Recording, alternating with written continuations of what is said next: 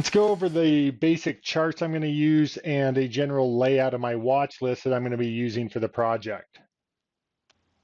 So this is going to be the screen that I'll take most of my images from.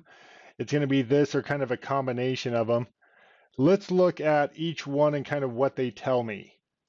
So the main chart here is what I'm going to use. It's a full screen version of what you saw. This is what I'm going to use for close-up views, looking at the chart of the S&P 500 and just kind of a close-up view of any individual stock. It's a basic candlestick chart. I've got a few moving averages up here in the price area. I have a volume with a 20-day moving average of that volume. And then I have what I call the dot matrix, which is all these different colored dots here.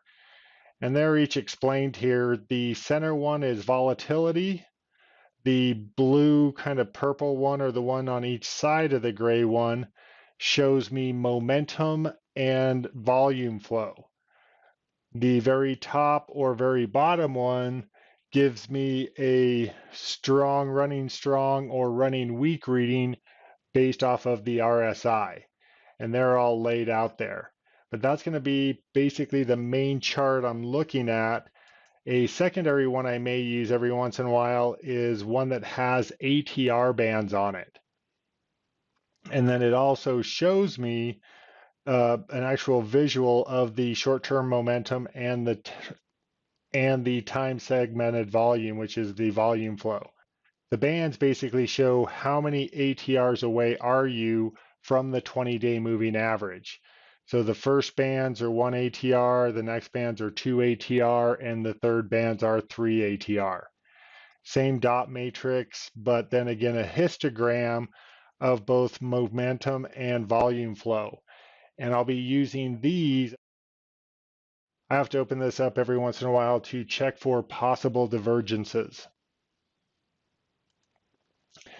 But when I look at a stock, this is basically going to be it.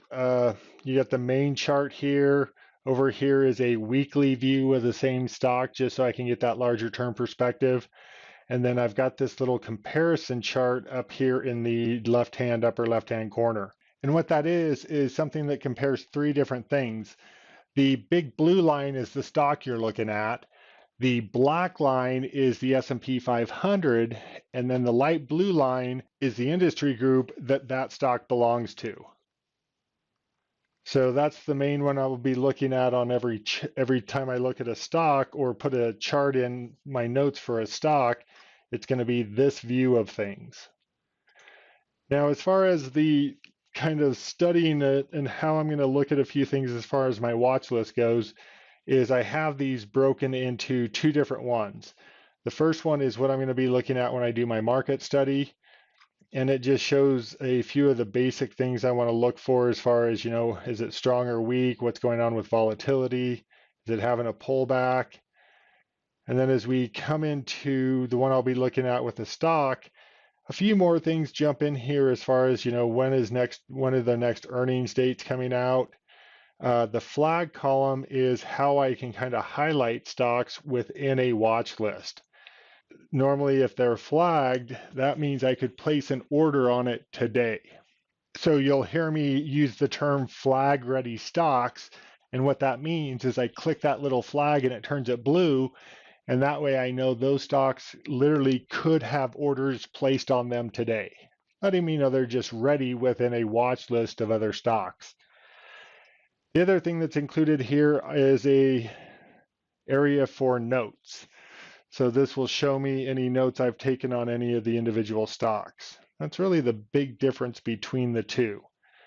But that's my starting layout on how I'm going to do my watch list and stock chart.